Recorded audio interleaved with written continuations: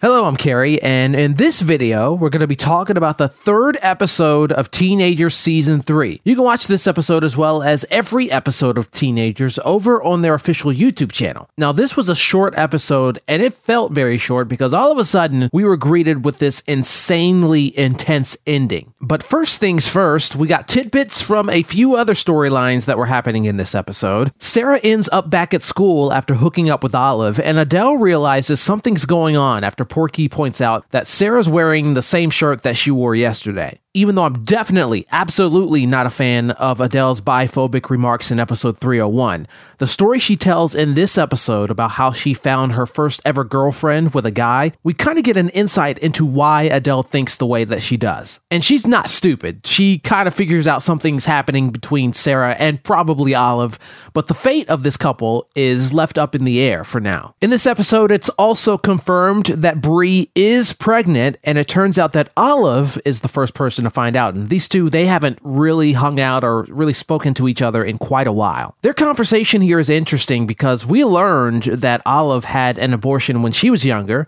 and she also gives this genuine explanation as to why she uses alcohol quite a bit as a coping mechanism. On a show like Degrassi, stuff like this has consequences, or the show's going to go in a direction where the character stops that behavior in order to become a better person. But Teenager separates itself by saying that basically Olive's dependent on alcohol, she knows that she is, and that's the way it's going to go for right now. And Bree makes it very clear that neither she nor Gabe are ready to be parents, and you kind of get the vibe that she wouldn't want to have a baby with Gabe anyway, so this could end up being this thing where Bree ends up having a private abortion a la Tessa Campanelli. We also get this really quick scene where T's mom says that his grades are good enough to where he can take his exams at home, and she also tells him that she's put an offer on a house that is outside of the town that they live in, and T's on board with this. He's on board with moving away, and it's kind of sad to think that he's gonna move away from what we know as the Teenagers universe, but at the same time, you gotta be pretty happy for him because it's gonna be a drastic improvement